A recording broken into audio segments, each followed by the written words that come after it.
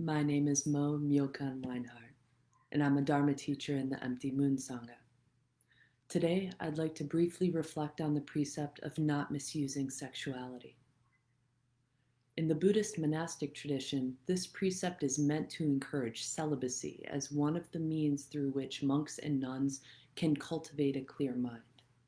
For lay practitioners, however, the expectations are different. The emphasis is not on restraining sexuality, but rather understanding it intimately, so we might honor and not misuse it. And although there have been great strides in recent decades around normalizing open conversations about sex and sexuality in the West, unfortunately, talking about it is still considered taboo for many. Ideas about sexuality have become further entangled by how often it's presented in movies, media, and advertising, where sex sells and unrealistic expectations and depictions abound. Ideas about sexuality can also be entangled by the moral values and beliefs that we were raised with in our family, culture, or religion of origin. And yet, sex and sexuality are incredible, fundamental parts of being human. Our relationship to sexuality is deeply woven into the fabric of our individual identities.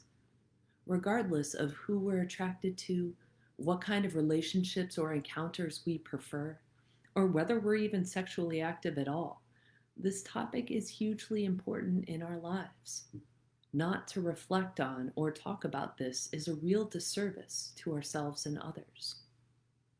And that's the invitation that this precept offers, to openly and honestly explore the question, what is my relationship to sexual intimacy? So, in the spirit of upending a long and unhelpful taboo, let's talk about sex. In this brief Dharma talk, we'll approach this from two slightly different angles. One, what does it mean not to misuse our sexuality? And two, put slightly differently, what does it mean to honor our sexuality and that of others? The answers to these questions are going to look different for each person. Most importantly, however, as with all of the Zen precepts, the practice revolves around waking up, cultivating our own awareness and compassion, and not causing harm. And this can take many shapes. The more obvious instances of misusing sexuality involve unwelcome violence, like rape or sexual abuse. On the slightly more subtle side of the misuse spectrum, sex can be used to manipulate others or to fuel emotional needs or beliefs about ourselves, like desperately wanting to feel desired or to feel important and powerful, to feel special or less alone. All of these can be examples of sexual greed. Or, in another vein of misuse, there are those who grapple with powerful feelings of shame or guilt around sex, and they use them as bludgeons, harshly judging themselves and others. So, what does it mean to honor our sexuality and that of others?